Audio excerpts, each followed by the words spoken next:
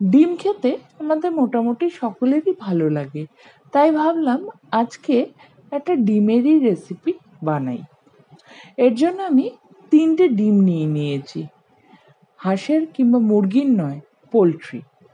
তারপরে 3টে ডিম ফাটিয়ে একটা বাটিতে সেটা নিয়ে ওর মধ্যে মাঝারি একটা সাইজের পেঁয়াজ কুচিয়ে নিয়েছি আর 2টো কাঁচা লঙ্কা।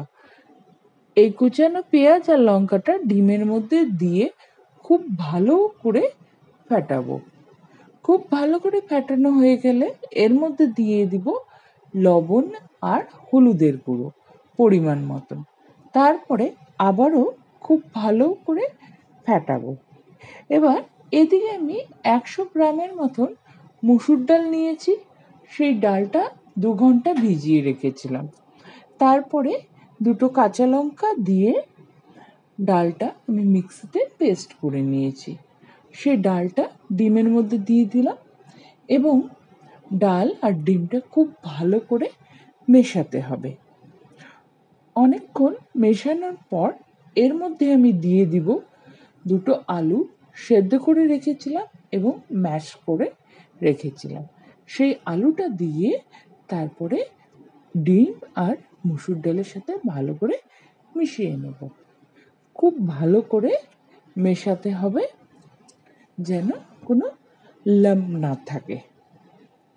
এবার খুব ভালো করে মেশানো হয়ে গেলে আমরা যা করব সেটা হলো কড়াইটা ওভেনে বসিয়ে তার মধ্যে সাদা তেল দিয়ে আমরা চামচের সাহায্যে আস্তে আস্তে করে কড়াইতে এই ব্যাটারটা ছেড়ে দেব। ডিমের বড়া তৈরি করে নেব। এর জন্য আমি লো ফ্লেমে রেখেছি ওভেনটা, কারণ হাই ফ্লেমে দিলে তাড়াতাড়ি কালারটা আসবে কিন্তু ভেতরটা কাঁচা থেকে যাবে।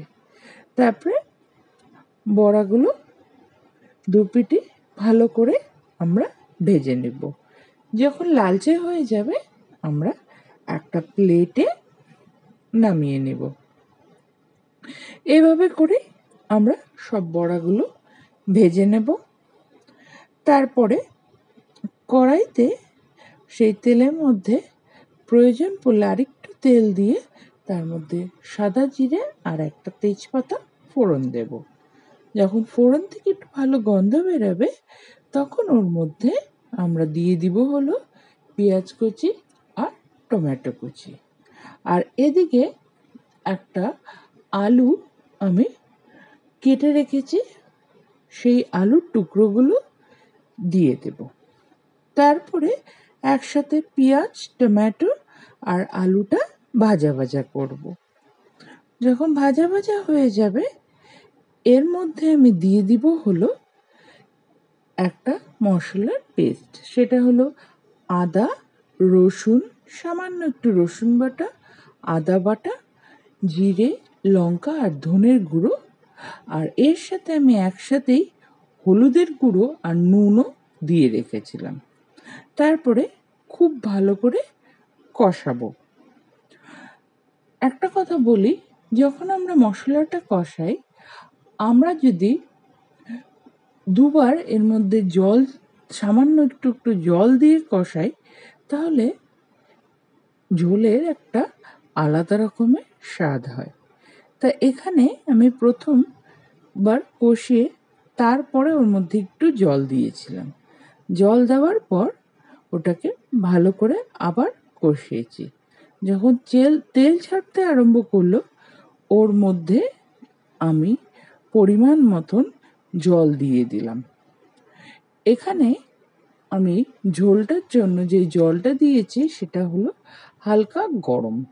তারপরে ঝোলটাকে খুব ভালো করে ফোটাতে হবে এবং ঝোলটা ফুটে গেলে ওর মধ্যে আমরা আস্তে আস্তে করে বড়াগুলো ছেড়ে দেব। তারপরে 2 মিনিটের মতন বড়াগুলো আমরা ঝোলে ফোটাবো এবং নামানোর আগে এর মধ্যে দিয়ে দিব হলো আমরা গরম মশলার গুঁড়ো আর ঘি। তো দেখুন মোটামুটি আমার রান্নাটা হয়ে গেছে।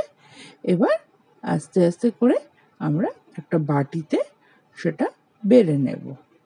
দেখুন বড়াগুলো বেশ ঝোলে চুপে গেছে আস্তে আস্তে। আর ঝোলটা প্রথমে একটু বেশি দিতে হবে, কারণ বড়াগুলো ঝোলটা অনেকটাই পরে ঠান্ডা হলে টেনে নেবে।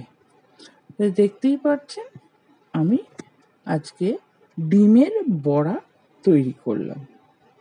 তা আপনাদের যদি এই রেসিপিটা ভালো লাগে তাহলে অতি অবশ্যই লাইক শেয়ার করে দেবেন, আর আমার চ্যানেল মায়ের রন্ধনকে সাবস্ক্রাইব করে দেবেন। ভালো থাকবেন, সকলকে ভালো রাখবেন।